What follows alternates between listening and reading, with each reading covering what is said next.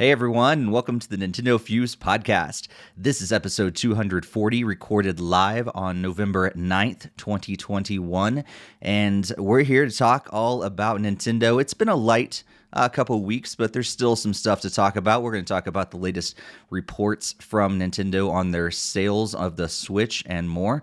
We're going to talk about premium games, latest direct, and also a little movie that's going to be coming out this November in time for the holiday season, bringing some love to our beloved NES. But as far as introductions go, if you're new to the podcast, my name is Steve, and I am so thrilled to talk games with these guys. Joining me, as always, is Barry. Hey, Barry, how's it going? Hey, Steve. Always a pleasure to be here. Absolutely. And Greg, we're glad to have you back. The chat room is going to be exploding as soon as they realize that it's your face on the screen, just as much as we were exploding when you popped up, because we thought you were actually going to miss this one again. So great to have you back, Greg. Oh, you're muted.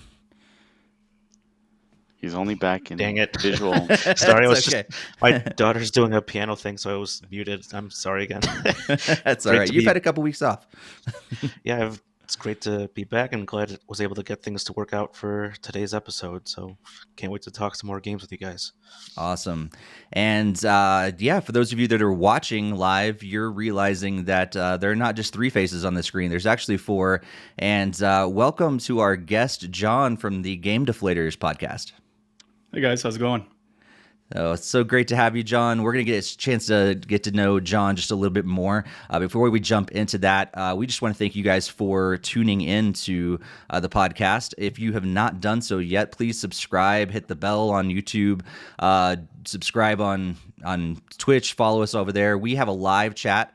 So if you've never joined us on our live podcast nights, you want to make sure you definitely do that, because that's a way for you to jump into the conversation as well. We are live on both YouTube and Twitch. And just a programming note, we are actually going to be changing our live schedule. So this will be our last Tuesday evening podcast. We're actually going to be switching to Mondays starting at our next podcast. So instead of what our normal schedule would be November 23rd, we'll actually be recording live on Monday, November 22nd.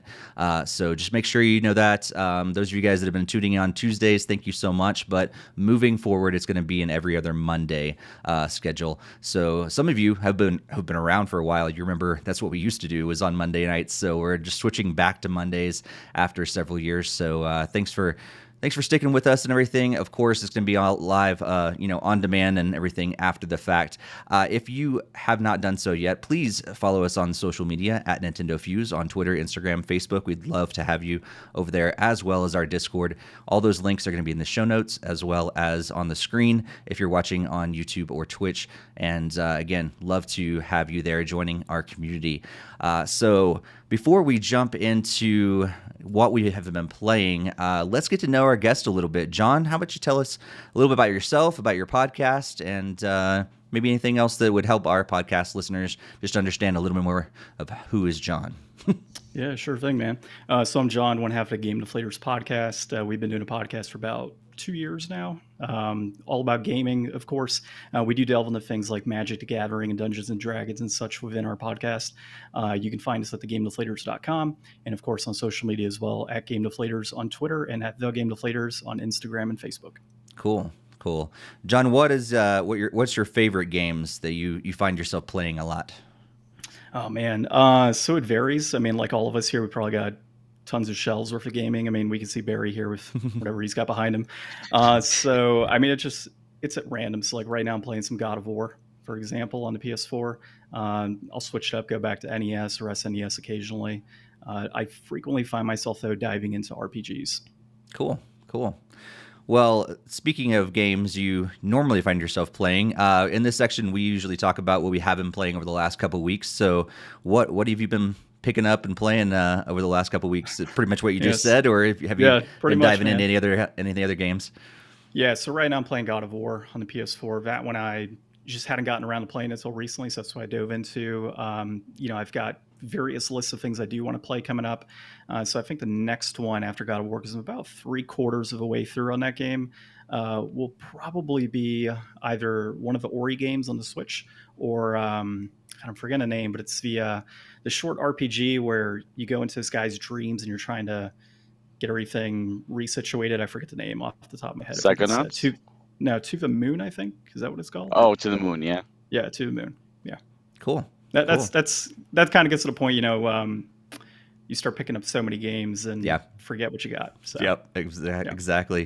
Yeah. For a long time, Barry had the nickname No Time Barry because he had too many games and not enough time. So, hey, No Time John right here. There you go. There you go. So Barry, what have you been playing? You've had some more time lately. I see your list of all the games you've been playing, so we can't give you that name anymore. Well, I really haven't had a lot of time because I've been busy doing things like I just came back from a convention. I was at a Retro World Expo in Connecticut this past weekend, which was amazing just to meet and see so many great people. So that definitely cut into my gaming time, and of course, a lot of work with Premium to take up my time. But I have had some time to play. So over the past 2 weeks, Animal Crossing has pulled me back. I went from being like not doing anything to now there's all these new stuff to do. The update came out, working on the DLC. I wasn't sure if it was going to do it, but new recipes, right now there's at least daily stuff for me to pull into. Nice. Still doing Pokemon Unite as well. They're changing it up though. Some things I'm not really a fan of. Like they just got rid of the daily stuff. Like they had like the daily rewards for like logging in, doing battles, and for whatever reason they took that away. Which I don't know. That's one of the more incentives of a game like this to get people to play every day. So it's really shocking that they did that. I'm playing a game, or I played a little bit of a game called Tengoku Cruisin' Mix Special, which is a really weird Japanese shmup where you're like playing in arcade games and you're fighting arcade games, and it's really weird. But if you like bullet hells, it might be up your alley. Also working on a game called Beautiful Desolation. It's like an isometric post-apocalyptic RPG. Almost feels like it's meant for PC, but it's somehow running on a Switch. Speaking of RPG, I did Voice of Cards. We mentioned it last time, and I actually bought a digital game because I don't think this is getting physical, and I really enjoyed the demo so much. So I did buy the digital of this just to play through, and I played through and beat it, and I stand by it. It's a lot of fun. Although, do play the demo first. Even if you're like, oh, the game's out. The demo is actually a prologue to the main game. So do play the demo first. You'll get a little bit feel for the mechanic. Plus, you'll see if you like it first. Another game that came out that I've been playing, Mario Party Superstars. I will say one negative is there's not a lot to unlock. I think there was like really fun with Super Mario Party. You had like the minigame road where you got to do all the different minigames. They gave you challenges for the minigames, and now you can get a mount minigame where you can just play the minigames, or you can compete in daily competitions with other people. But I don't know, it just doesn't feel the same. I actually like what they did with Super better. Played a game called Sheepo, which is a weird 2D platformer where you get to, well, it has a little bit of Metroidvania feel to it, but you get to transform into different animals. Yeah, didn't delve into it much, but it was interesting. Another interesting one I delved into for just a short bit is called Eternal Castle Remastered. It's done like almost like a ZX Spectrum graphical or old Commodore graphical, like, and it plays like the old Prince of Persia's or Out of This World. It's interesting. It's not really my cup of tea, so I didn't play it long. And the last game I truly played on the Switch was Smash Brothers. I went back. They got my Sora spirits finally, and messed around with it a little more and did some of the stuff I just never did. And still a blast, and it's sad, that game is now done. The N64, I got my controllers in, so I played some Sin and Punishment, which plays so much better with an N64 controller versus the Wii Classic Controller Pro. or the Switch Pro controller. So definitely that's one that I do recommend the 64 controller on. And finally, I did on the Genesis, I did some Strider because I was a big fan of the NES Strider, and I know that's blasphemy because, it's not the arcade, but I really like the NES Strider. And I think I like NES Strider better than the arcade / Genesis Strider, and I know that's, again, blasphemy, but that's my taste. On the PC side, still doing Final Fantasy 14. The update or the next expansion, Endwalker, just got delayed, so I have a little more time to do what I want to do.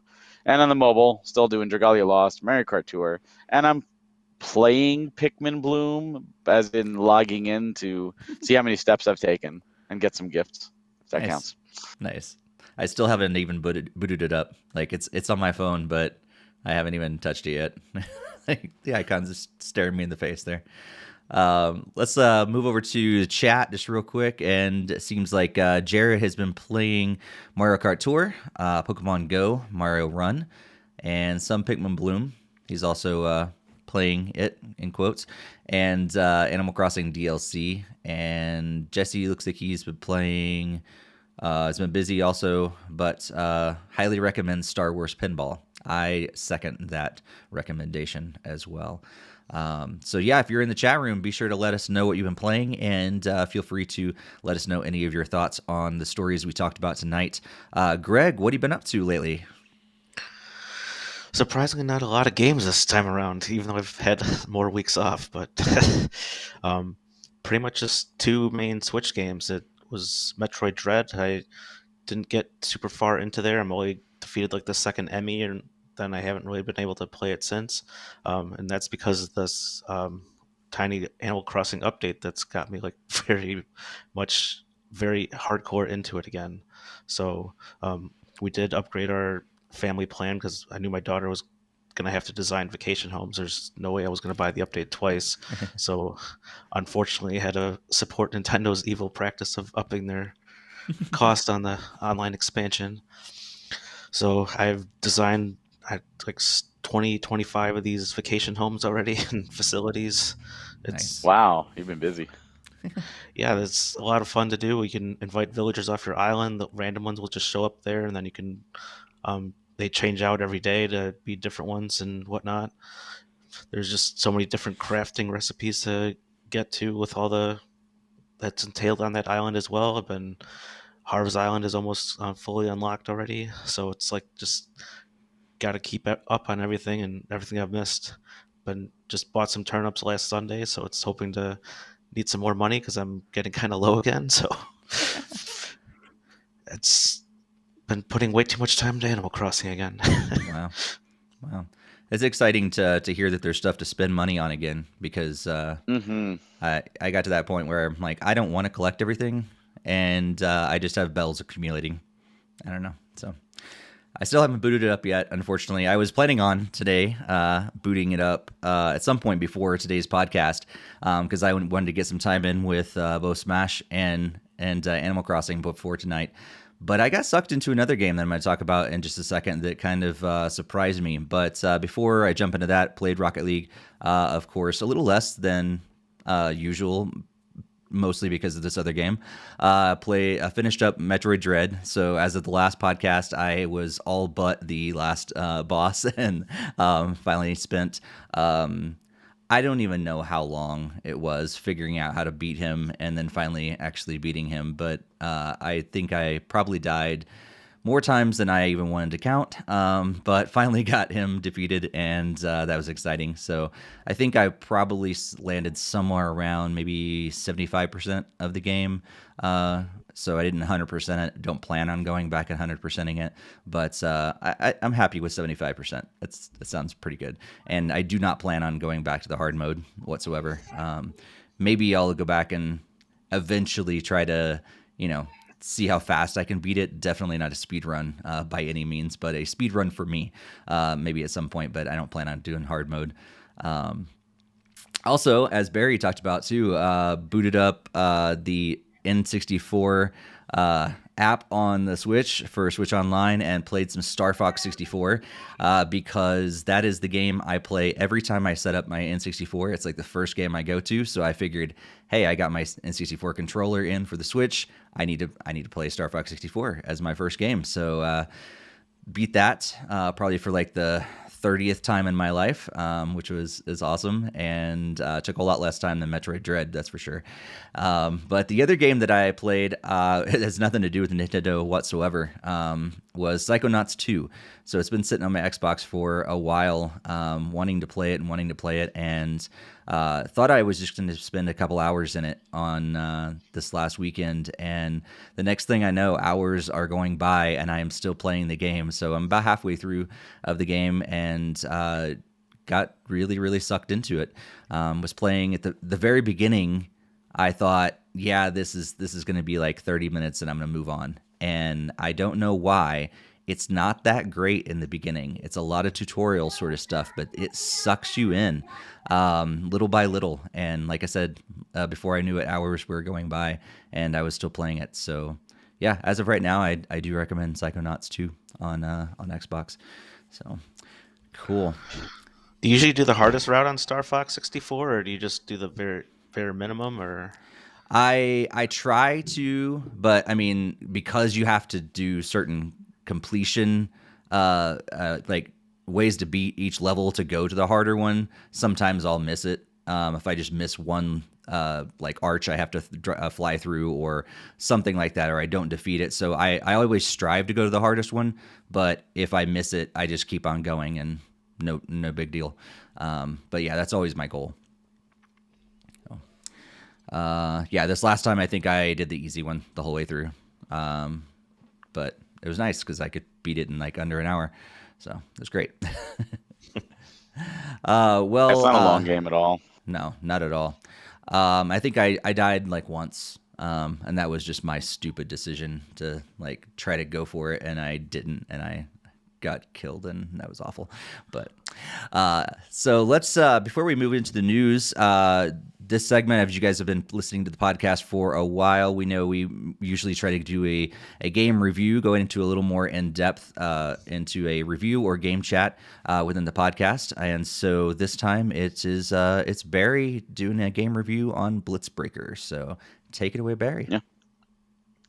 All right, so Blitz Breaker is the game that we're going to be talking about. This game came out July 7th of 2021, and it's published by East Asia Soft. So full disclaimer, they did give us a code. This is a unique puzzle game where you have your character can't run. So you could walk, and jump, but once you jump to a side, you're blitzing. You're going straight to the wall.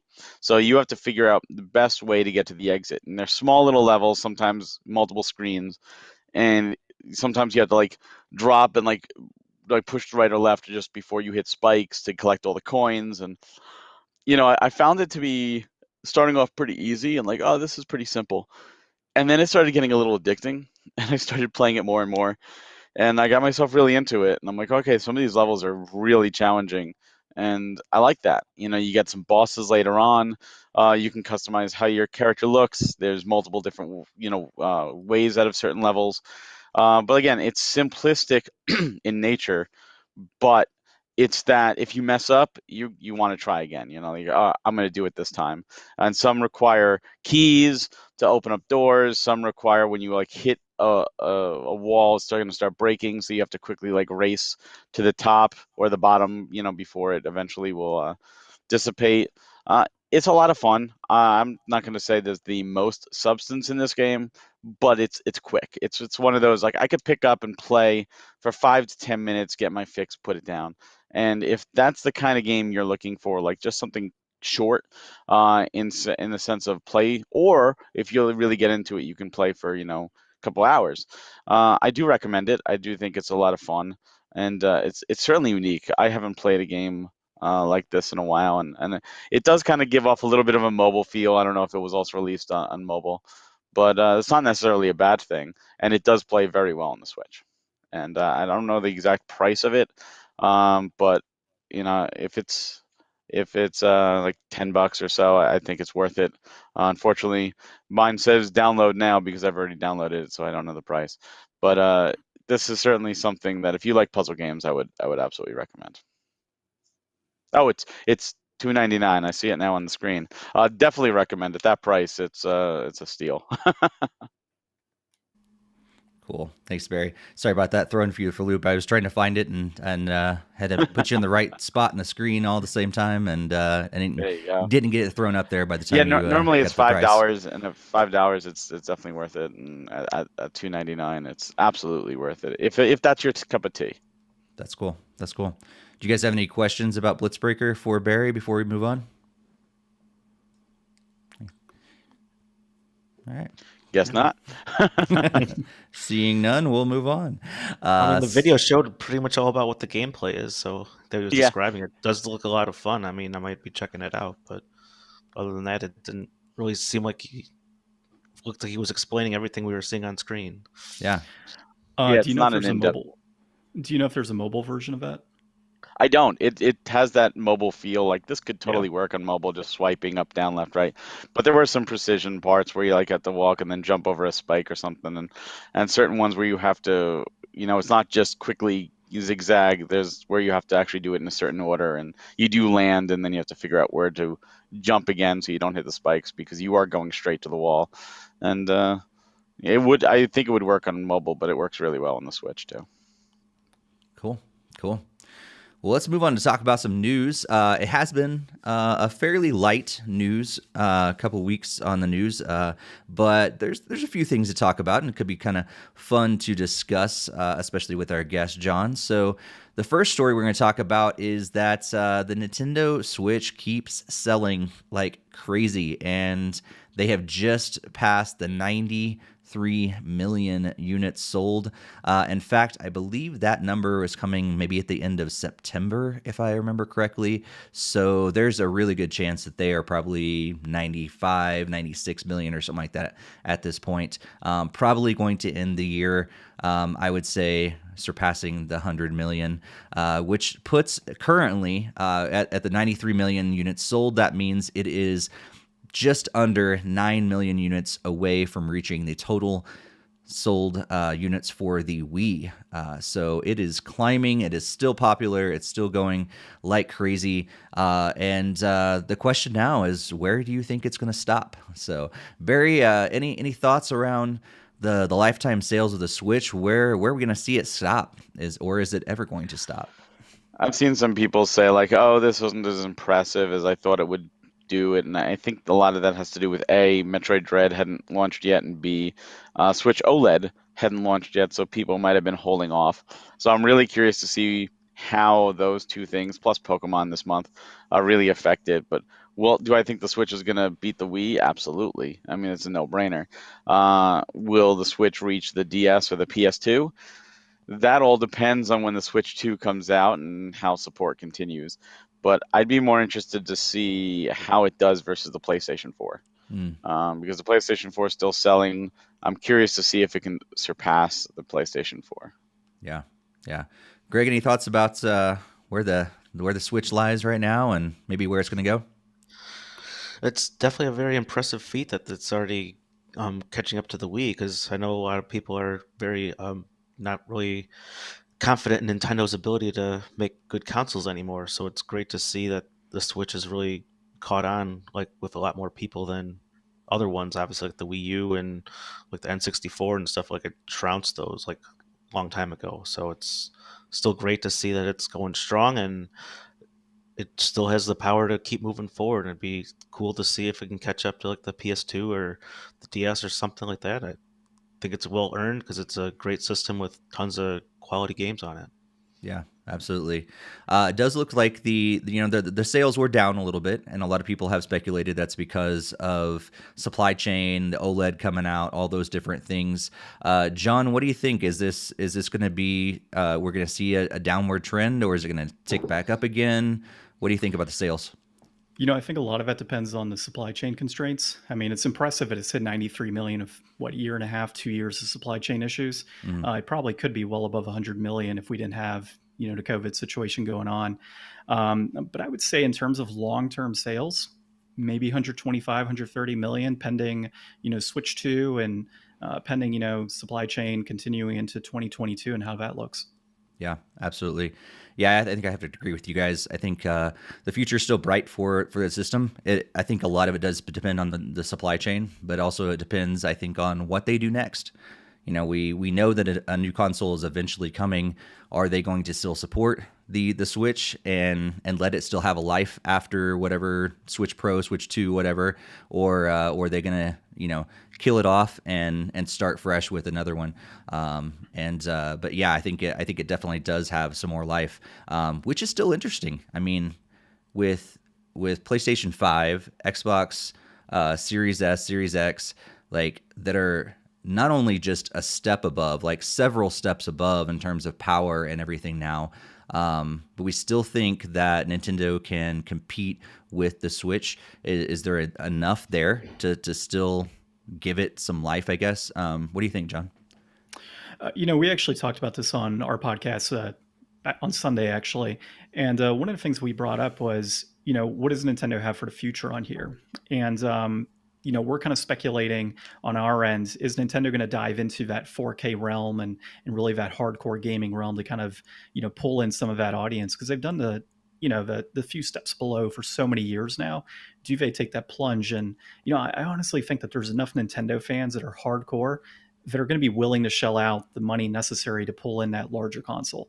The other idea is potentially seeing another, maybe a jump into like a VR type of standpoint with the company. So we joked and said Virtual Boy 2 on that. But, it's really just highly dependent on what Nintendo does next and the approach they take. I think no matter what, they've got a core fan base that's going to provide sales to them.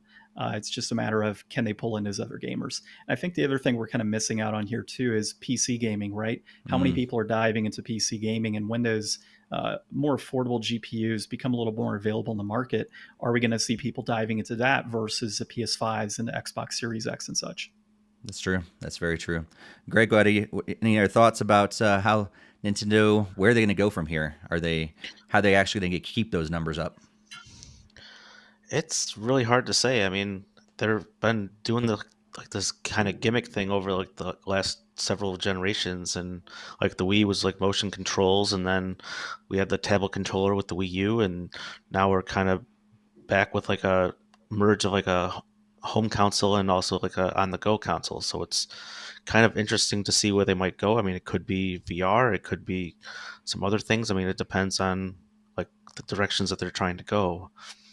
I personally just would like to keep like the Switch 2 going forward and have a one that's on the go or can be played at home. That's like the best of both worlds for me, because then it's, if we ever go back to like a new normal, and I can go on the commute, I can play these great games on the Switch, or if it's just at home, then I have the TV to play it on. So I really appreciate just having one console instead of two different ones.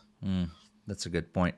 And I love you brought up the PC world as well, John, because it seems like a lot of people, are getting more and more into PC gaming. It's growing like crazy, and there are no gimmicks really with PC gaming. I mean, you can add a VR headset if you want, but it's really just best processors, best graphic processors and everything, just to give you the best experience you can get on a PC.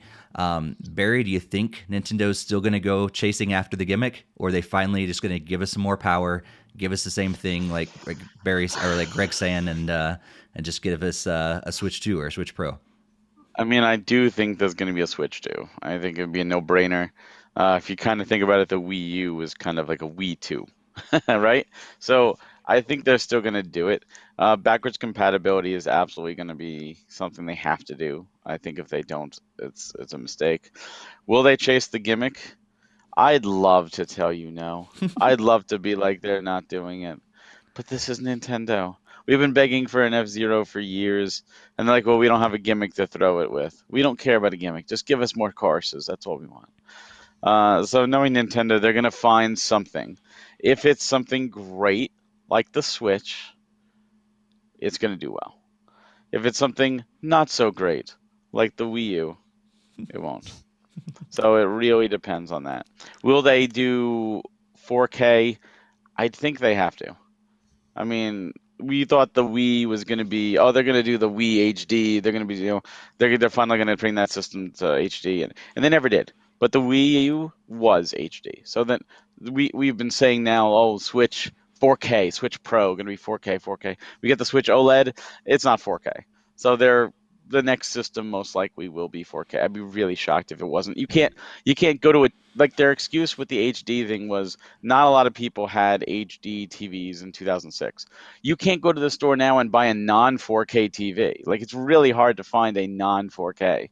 Even the lowest quality of the they're still 4K compatible to some degree. So that's not an excuse. There's going to be 4K in the next system. And if I'm wrong, then Nintendo, you're an idiot. That's Barry, you brought up F-Zero. Just imagine on your Super Nintendo Switch playing F-Zero on your Virtual Boy 2 headset. I would love to. I would be barfing like crazy, but I'll do it. Let's with go. a trash can right beside you. Yeah, I think the 4K it should be a no-brainer at this point. I mean, they do not have that excuse like they did before with HD. Like you said, TVs are popping up like all over the place like that. Everybody's getting 4K TVs, and Roku and all the other set-top boxes are all running 4K really easy for like under $100. We should be able to get that in a Nintendo console for sure.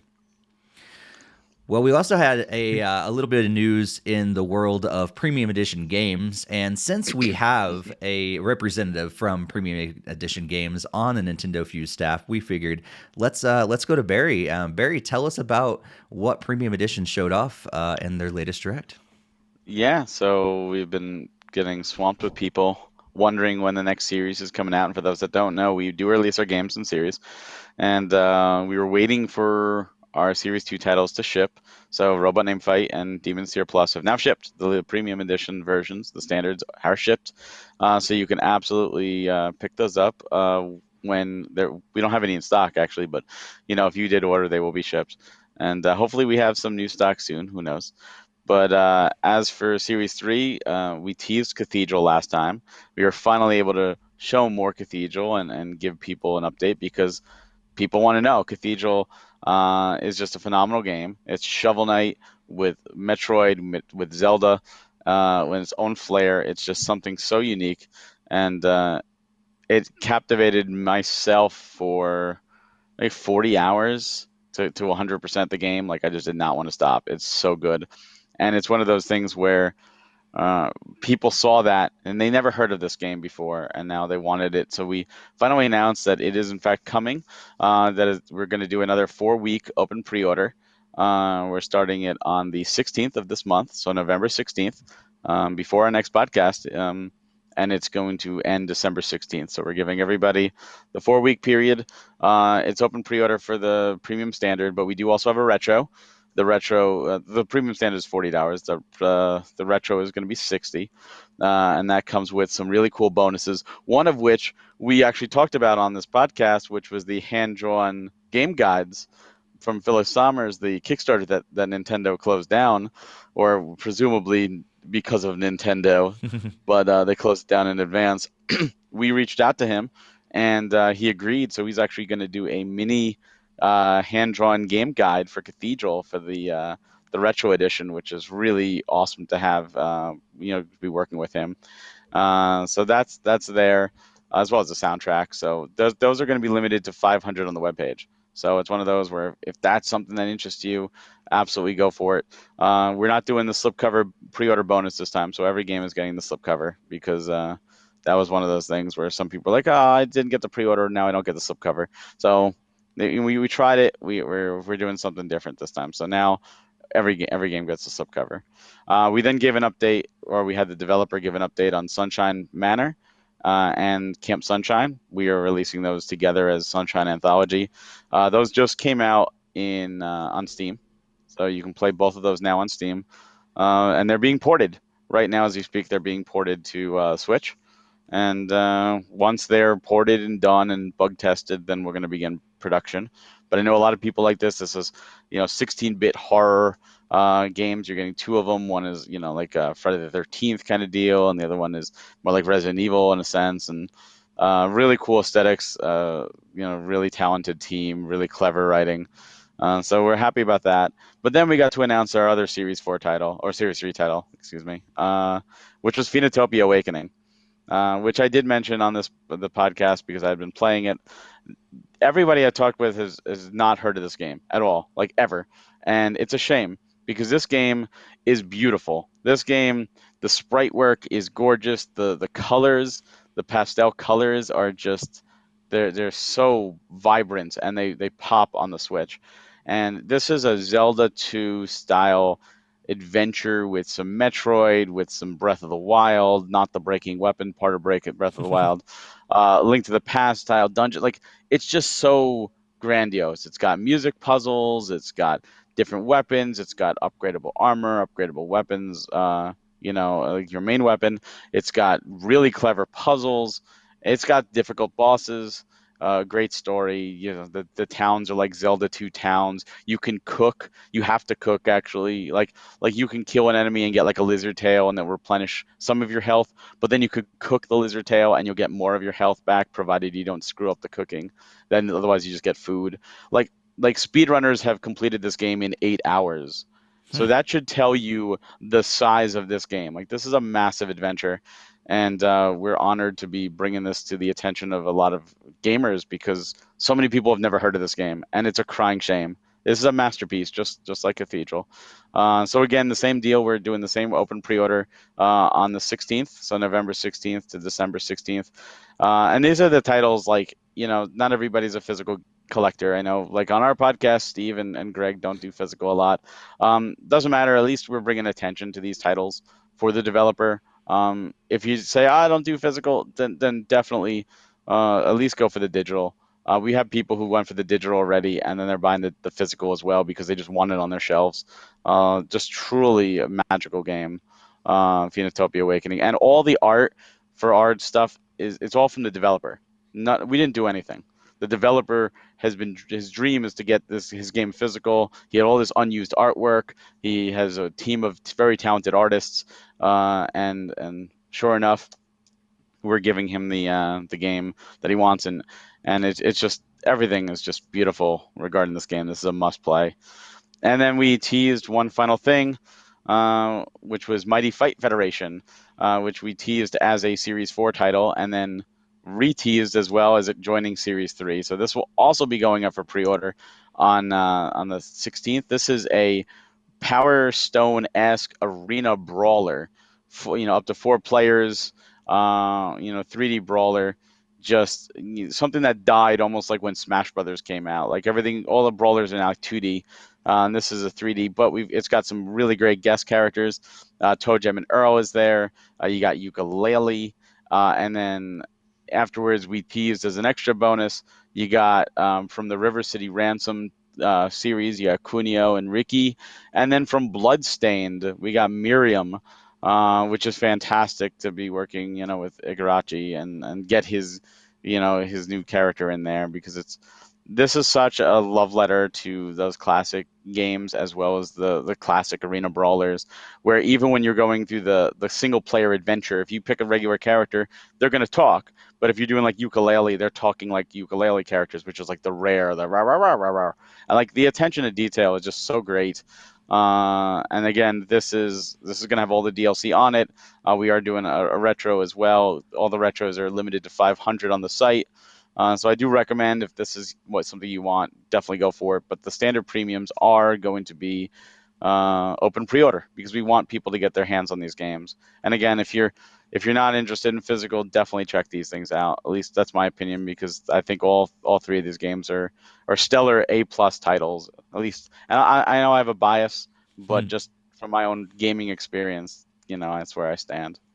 Did you guys watch our direct when it premiered, or afterwards, or are you guys just gonna be like, no, I'm just watching it now for the first time? Thanks for putting in the hard work of writing it and recording it, and we appreciate it so much. We're not even going to give you 15 minutes of our time for that. We all watched it at least 50 times minimum. I don't believe you, but I appreciate the sentiment. Greg, did you get any chance to check it out? The games or the either. Yeah.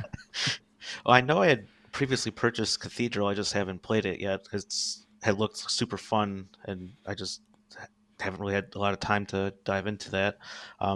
That last one he showed, the Phototopia one, that was really caught my attention. I'm probably going to be interested in picking up that one as well.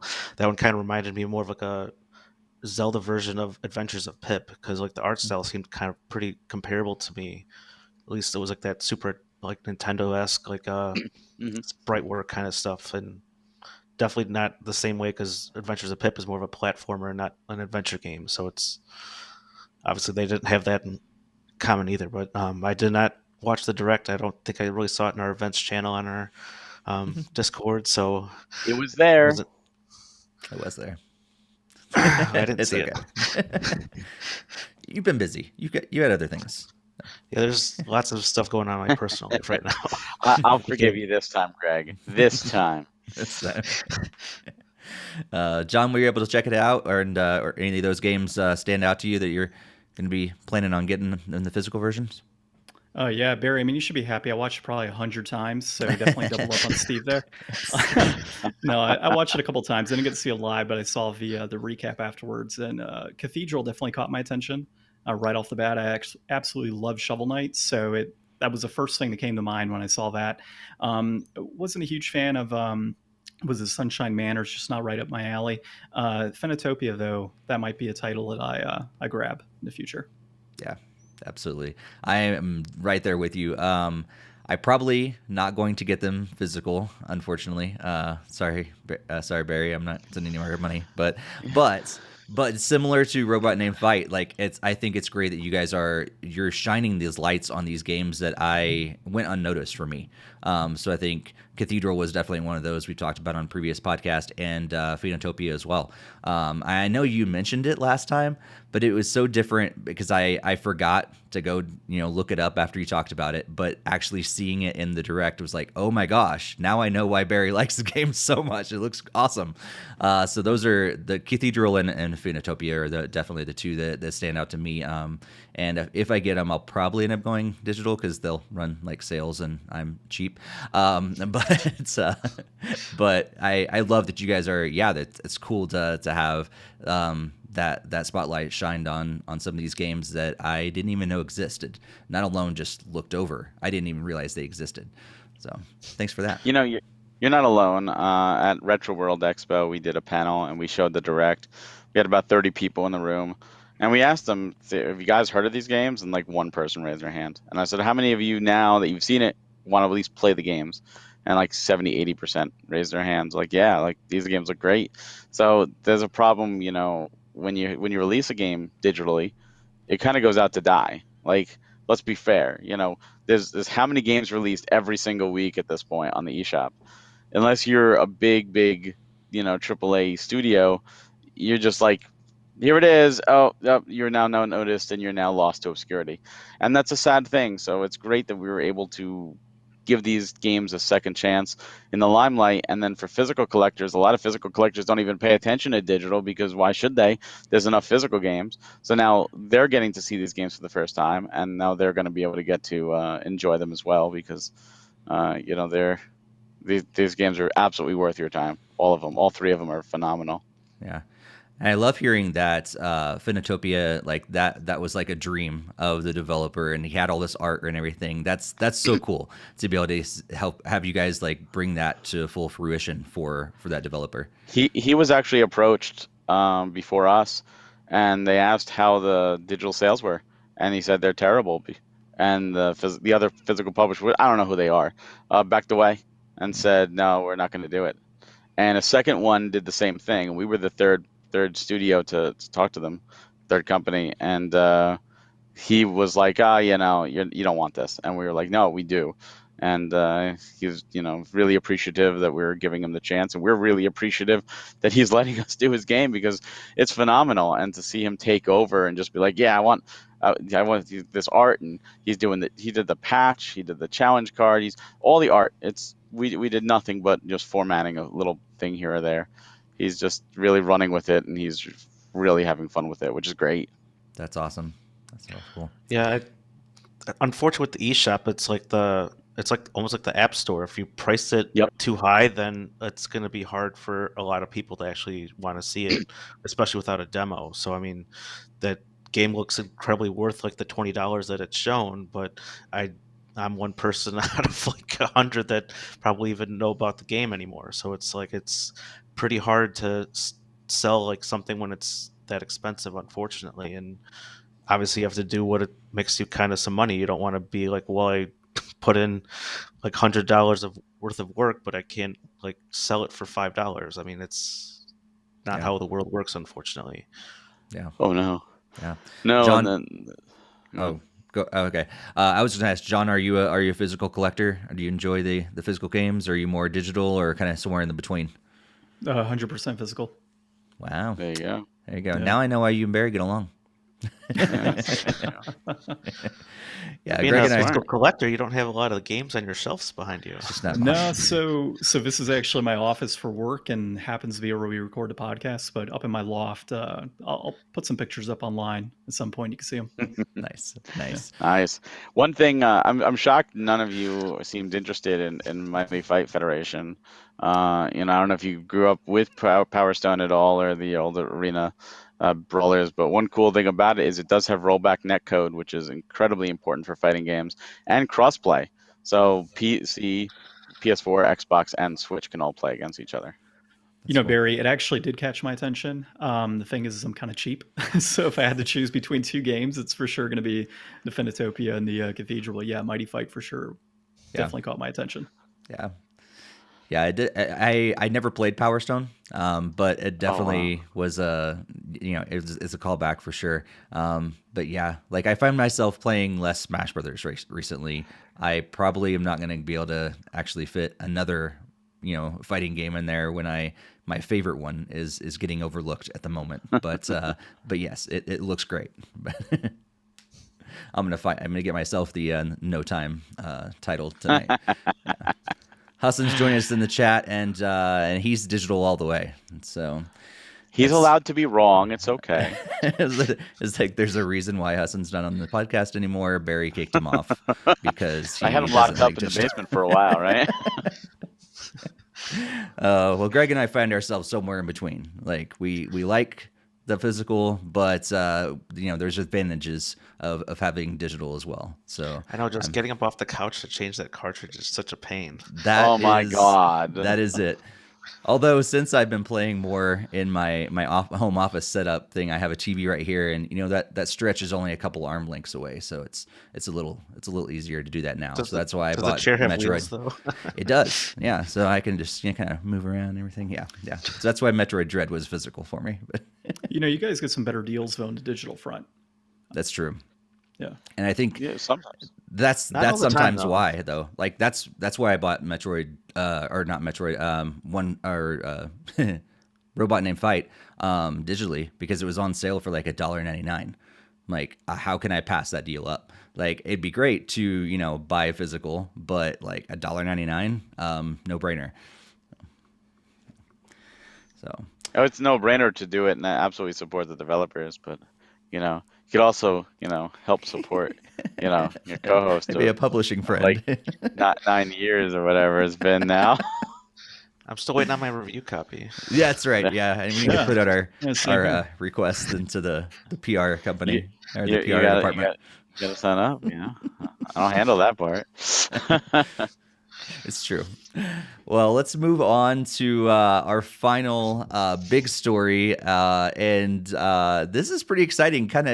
This hit me out of nowhere. I was not expecting this, and it looks really exciting. I think we chatted about this movie that's going to be coming out on November 24th in our Discord, and I think most of us were kind of surprised. But have any of you guys actually read the book 8-Bit Christmas? Anybody? Nope. Everybody shaking heads across the board. None of us have read the book, but the movie is coming out this November. So November 24th, it's actually going to be an exclusive to HBO Max. It's from New Line Cinema, and 8-Bit Christmas is a humorous and heartfelt look back at the adventures of childhood set in suburban Chicago in the late 1980s. So basically right where Greg is from. And the story centers around 10-year-old Jake Doyle's Herculean quest. I love these movie descriptions. Herculean quest to get the latest and greatest video game system for Christmas, which would be the Nintendo Entertainment System. And it's going to be starring Neil Patrick Harris and a bunch of other famous actors in there: David Cross, Steve Zahn, Michael Dowse, June Diane Raphael. Going to be directed. Michael Dowse directed the film, who also directed Coffee and Kareem, and screenplay that was by Kevin Jukabowski and based on the book of the same name. So that's coming out on November 24th, 2021. I don't know why I said 2011. 2011. Wow. I don't know. I'm going back in time. You know why I said 2011? Because the person that wrote this article on NintendoFuse.com put 2011. You know who wrote that article? Yes. Me. Steve, you. So I need to go back there and change my typo. But 2021. So November 24th, HBO Max exclusive. What do you guys think about this movie? Let's go to John first. I think it's our generation's Christmas story. It's right off the bat. That's what I thought. And I had no idea what this was until I saw the Discord link yesterday. And I'm excited for it, man. I'm going to check it out for sure. Yeah, absolutely. Barry, what do you think? Yeah, that's a great description. Our generation's Christmas story. It really is. It looks humorous. I love right in the beginning. It's like 1987 or 1988, and it's changing almost as the story's changing on the fly as the kids interject with him. And I think it's definitely something we could relate to our generation. We were there during that. What could we do to get video games? How could we act to get just a new game and cherish it? Because nowadays I think most people take video games for granted. Like, we put in a game and 20 minutes later, bored now. And back then you got a game and that was it for a couple months. So you better push past that 20-minute mark and enjoy the hell out of that game, or you're bored. Yep, absolutely. Yeah, I know in our Discord, we were talking about, being like kind of like Jingle All the Way, or, some of those other movies. And yeah, I think this was, I was too young to experience this, like fully. When I was, got my NES, it was a little after it came out. I had a different story with it. My parents were not, trying to get the last one, or they were flying off the shelves. That at that point in my life, I don't think I knew that it existed.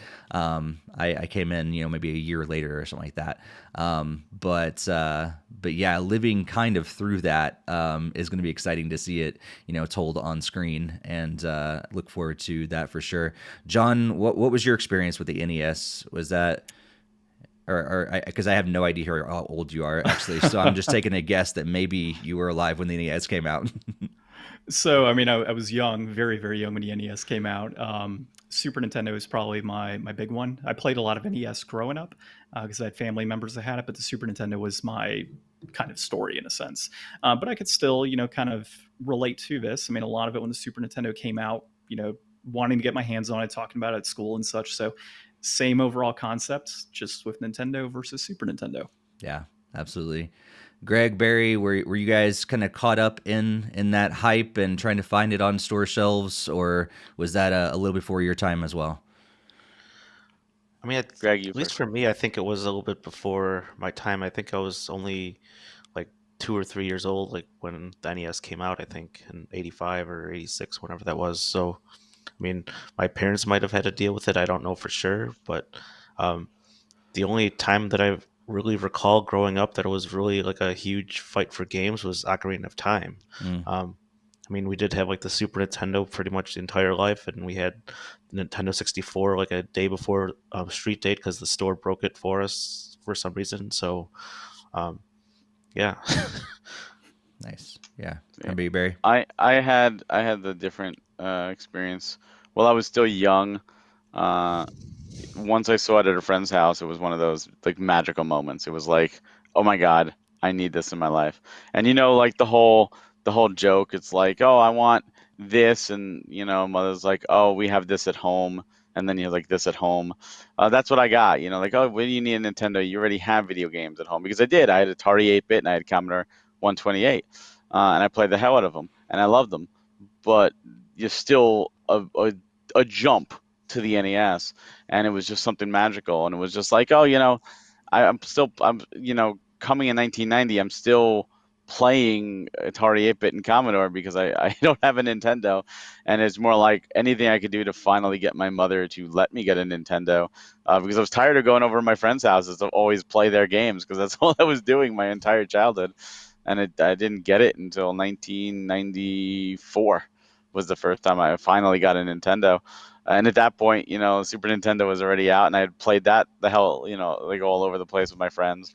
But it was just like, how could I try and convince my mother? And it took me so long to finally get it, because she was like, "Oh, you have it at home. You have Atari. You have Commodore, but not Nintendo." Yeah. I had a Game Boy before an NES because I traded baseball cards to a friend to have it. That's how the only way I got Game Boy is like, I'm going to do this myself, That's awesome. That's awesome. That's a good trade. Yeah, It I was was. gonna say. What Yeah, cards you especially You remember what cards you traded off? Yeah, actually, there was a computer program for baseball card collecting, and it came with like 10 special Ken Griffey Jr. cards. And a friend of mine was a big Ken Griffey Jr. fan, and he had a Game Boy with 4 games, and said, "I'll trade you this for those 10 cards." And I was like, "Okay." And I have no idea what those cards are worth. Probably not much because they were, whatever. But I didn't care. I wanted the Nintendo, and at least I was playing Super Mario Land as if it was my Super Mario Brothers at the time, because I'm like, at least I can play Mario somehow. That's awesome. That's so great. Have you seen how much those cards are worth today at all? Or I don't even know what to look them It's up. probably I better forget not the to name of look. the program. Yeah, Probably it worth could be more than a worth Game lot. Boy. Oh, I'm- 90s 90s sports cards in general are actually not very valuable, so Yeah. you might have made out pretty good on that deal. That's Yeah, I good to didn't care because I didn't trade for monetary. I traded because I really wanted to play Right. Game Boy, and I played Game Boy, for a very long time. I love the Game Boy. Nice. I think the first, I don't think I ever went through the whole like flying off the store shelves and trying to get one and everything. It wasn't until the Wii. I think that was the first experience that I remember ever going after a system and having to have it right then. Oh, you know what? 3DS or not 3DS, DS. I remember getting the DS in the beginning, but that wasn't like really crazy. I just remember going to the Walmart, like trying to get it at midnight and talking to the guy, and they're pulling out of the box for me, but there was no line or anything like that. Wii was the first time I waited in line and, tried to get one, tried to go to different stores and had the whole overnight experience and all that stuff was Wii. What were you guys, do you have any experience with other systems like this? It wasn't the NES, but like what was your first, I guess, experience trying to get a system when it launched, and maybe kind of this craziness that happens? John, you got any stories like that? Honestly, no, because typically what I do is wait about a year or two after console release for my stuff. So like I didn't get a PS4 until I don't know how long into the cycle. Same with the Switch. I waited quite a bit to get my Switch. So I think I got my Wii after the Wii U. Wow. So I mean, yeah. So I've never really had the experience just because of that. Well, all right. Barry, how about you? I think that's one of the negative things now with online shopping, because I think it's more about fighting bots than it is the thrill of, waiting and meeting people, because it's really an event. I did a GameCube. I waited in line, for about 4 or 5 hours before the store opened with a bunch of people to get a GameCube. 360 actually waited for a couple hours, and then I just missed the ticket. Like they were giving the tickets and I just missed it. It was at a Best Buy, and I walked into the mall because I was like, oh, at least let me get something to eat because I'm already here. And the food court was just opening, and I went to Planet X, and they're like, yeah, we happen to have one 360. I'm like, yes, like I'll take it. I waited all night. I got there like 7:00 p.m. and I waited all the way till 9:00 in the morning. And we were that was an all nighter, but it was so much fun. Like people were playing games and they were doing little tournaments with the 3DS and camping and playing poker and just chatting, and like everyone was so social. It was just like a community thing, and I feel that's kind of lost.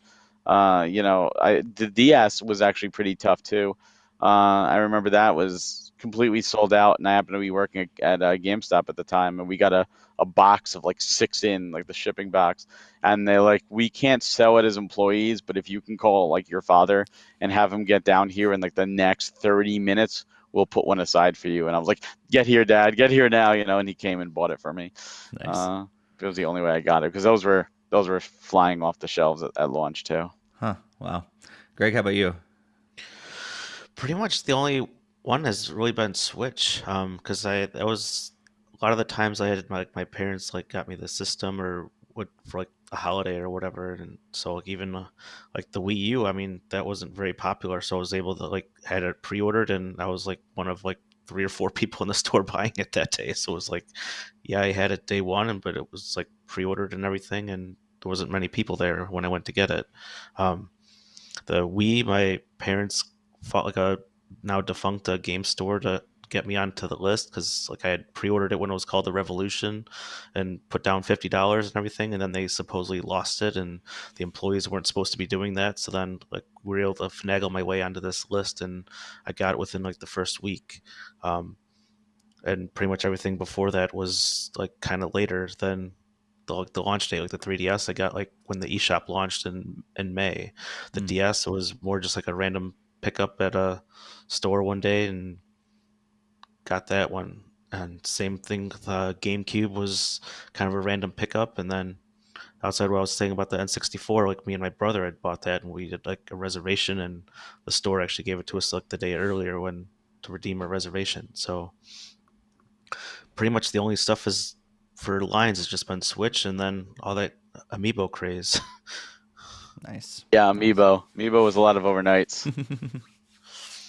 Oh man, yeah. It's I'm excited about this. I was yeah, I'm glad I have a HBO Max subscription now, and I'm definitely checking out. I would have went to the theater to watch this movie. I think this is like just tugging on exactly where my heartstrings are when I think about video games and the craziness and the fun that comes on that. But yeah, you can watch it on HBO Max exclusively November 24th. So we'll see if it becomes one of the rotation, the regular rotation of holiday movies that I watch every year. It might become that, so we'll see. Let's just move on to a couple quick headlines. I'm going to hit these real quick just to make sure that you, our audience, knows what's going on. And there's really not a whole lot, but just a couple things. Nintendo has released numbers on their Switch Online membership. They're now up to 32 million subscribers. So, yeah, maybe you're one of those 32 million subscribers. I think the expansion pack maybe helped that a little bit. But in total, 32 million subscribers on Nintendo Switch Online. And also, you have probably heard a lot about some different reports coming out, rumors, different things from Nintendo recently. And surprise, surprise, they're working on another console. And there's going to be more for Mario in the future. Yeah, apparently people are reporting on that, but I think it's just a no-brainer. So we didn't really spend much time on it tonight, but you're going to see some stuff coming out. New consoles eventually coming out. More Marios coming out. There are some, I don't know, has it been confirmed that the Donkey Kong spin-off movie is actually happening? Or is that still a rumor right now? Okay, so maybe that's going to happen. Probably, if things keep going well, we'll see more movies, we'll see more games, just like always. But yeah, a little bit of reports coming out around that.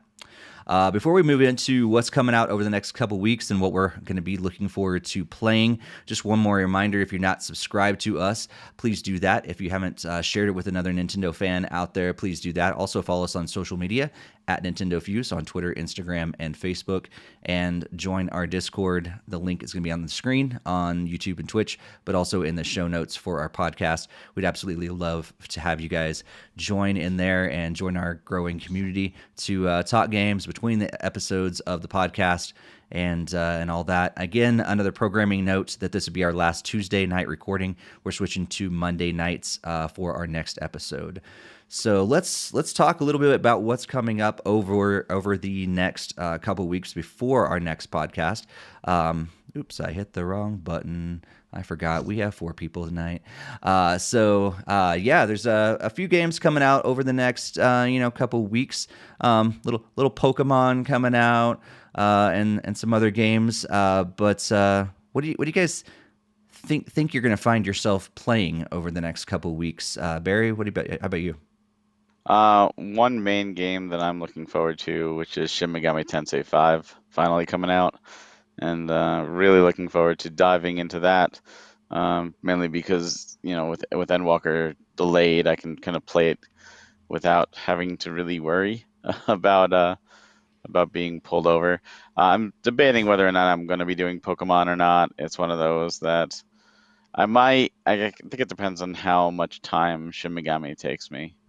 But that's the main ones. Nice. Greg, how about you?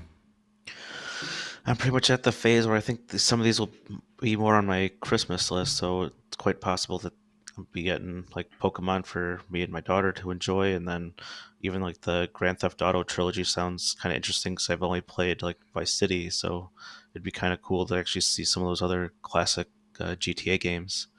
Other than that, what I'll actually be playing will probably be more Animal Crossing and Metroid Dread. Nice. It's still so weird to hear people talk about Grand Theft Auto on a Nintendo console. Let's say that. It's so weird. John, what are It's you been gonna there be before. playing? I know, but like these games specifically, like that's just weird. John, what are you gonna be playing over the next couple weeks? I'll probably still be playing some God of War, finishing that up, maybe some Rise of Tomb Raider with my wife, and pickup wise, likely looking at Cathedral from Premium Edition Games. Very nice. There we go. Very nice. Yeah, I think one of the things that I know that's going to be happening is I'm going to be getting the this Zelda Game & Watch. It's going to be, I think, I got confirmation from Best Buy. Should be able to get it on Friday, I think, when it releases. So that's been a thing that, when you pre-order from Best Buy, it like charges your card or it puts a hold on your card like every like couple weeks. And I've been getting those, and it'd be nice to actually have the game in my hands. I don't think I'm going to be getting these Pokemon versions. I don't think. We'll see, but I don't think that's going to be doing. But yeah, I think there's a little more time I want to spend with Psychonauts. I need to get back in Animal Crossing because I haven't touched it at all yet. But I don't think I'm planning on picking up any new games. Probably I need to actually boot up Robot Named Fight and play a little of that as well. And I'm probably going to go check out the digital prices of those other couple games that Premium Edition has coming out and see if they're on sale at all, and maybe picking up those. But probably spending more time with Psychonauts and then also Animal Crossing, just to get some time with that, and probably hopefully Smash Brothers eventually, because I have yet to try Sora yet. So I need to get some time with that character as well. John, it's been awesome to have you on the podcast. Tell us once again what your podcast is, where people can find you online, and anything else coming up for your podcast or you that you're excited about that you'd like the podcast listeners to hear about. Well, thanks again for having me on. Definitely appreciate it. You can find us at thegamedeflators.com, on Instagram and Facebook at thegamedeflators, Twitter at gamedeflators. We're a gaming podcast, cover a variety of different areas such as D&D, Magic the Gathering, regular gaming, PC, whatever it may be. Just a variety of topics every single week. Looking towards the future, we're going to have Barry on actually at some point here pretty soon. Yeah. Maybe Twice. Talk about our, it'll be the second, twice actually. So we'll have him on a few times, and that should be some good fun. Awesome. Greg, what's going on in your life over the next couple weeks? Probably not a whole lot I could be talking on the podcast quite yet, but it's just going to be probably prepping up for the holidays and everything like that. There's lots of family events going to be going on, and as I was saying, I'll probably have like a few of those games like on my list to get like towards the end, like the Christmas time, like for Christmas Day and stuff. So it's lots of stuff going on with the holidays over here. Cool. And people can find you at GamerGD3 on Twitter. Is that right? Yep. Still there. Occasionally post stuff. We had a nice Comcast outage today, so it was like you had no internet for 4 or 5 hours, and nice. It was fun. Nice. Barry, other than all the Premium Edition stuff that you're probably up to your ears in, what's going on in your world, and where can people find you? Lots of stuff with Premium Edition. I've got a whole week's worth of podcast guest spots that I'm looking forward to, because I get to talk to a lot of great people, and I'm definitely looking forward to coming onto the Game Deflators podcast. Just because I just love getting to chat with just about video games, and everybody that I've always chatted with has just been so nice, and just building a community and building friendships, and I love that. So that's what I'm doing in terms of that, on top of getting ready for Series 3 to launch, which is exciting and terrifying and crazy all at the same time. I'm relaxing. Like, that's, I mean, real life happening, but there's no more cons for the rest of the year, and our holidays are going to be kind of relaxing. No real family coming in, so just kind of taking it easy, and I like that. To me, that sounds like great fun. Nice. And people can find you at Hawk You can Hellfire find me on Twitter? at Twitter at Hawk Hellfire, where I do post. I usually post every day, and I'm always just, if you just want to talk video games, just send me a DM. I'm always there. Cool. And you can find me at Steve Cullum on Twitter and all the other social medias as well. Other than just kind of playing some games, that's normal life. That's about all I'm really up to over the next couple weeks. But speaking of next couple weeks, we are going to be back for our next episode on November 22nd. That is a Monday. So hopefully at this point, you've heard us say this several times through this episode. We are changing our live schedule to Mondays. So November 22nd is going to be the next live recording. We'd hope to see you in the live chat. We start recording at 8:30 p.m. Eastern Time and 5:30 p.m. Pacific Time. And we're streaming now on YouTube and Twitch. So pick your choice of platforms. We'll be there, and we'd love for you to join in the chat. And anything we talk about, we absolutely love engaging with the chat all the way through the live episodes. So thank you guys so much for being there tonight. We had lots of people in there, which is awesome to see. Be sure to follow us on social media and join our Discord, and we'll see you on those platforms. And again, see you next episode, November 22nd, for episode 241. But until then, happy gaming, everybody. Have a good one. See you guys later.